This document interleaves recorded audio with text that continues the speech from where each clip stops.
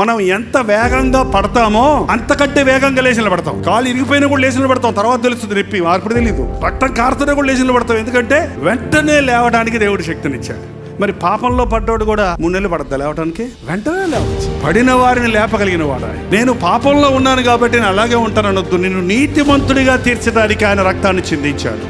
ఆయన రక్తంలో నీవు కడగబడ్డప్పుడు నీకు మచ్చైన, డాగైన, మరకైనా లేకుండా నూతన సృష్టిగా నిన్ను దేవుడు చేయగలిగిన వాడిగా ఉన్నాడు. ఒకవేళ మీరు పొరపాటున శోధనలో పడి ఉంటే, మీరు తెలియక పడి ఉంటే, తెలిసి పడి ఉంటే లేవండి. యేసుక్రీస్తు యొక్క నీతి మనల్ని కొట్టివేసేది కాదు, కానీ ఆయన మన నీతి మనల్ని పరిశుద్ధపరుస్తూ ఆయన మనల్ని నీతిమంతులుగా తీర్చడానికే ఈ లోకంలోనికి వచ్చాడు. పాపం ఎరుగని ఆయన మన కొరకు పాపమై మన కొరకు నీతిని యాగము ద్వారా, శిలువ యాగము ద్వారా సంపాదించింది. యేసుక్రీస్తు నామములో నీవు నీతిమంతుడుగా, నీతిమంతురాలుగా తీర్చబడగలవు.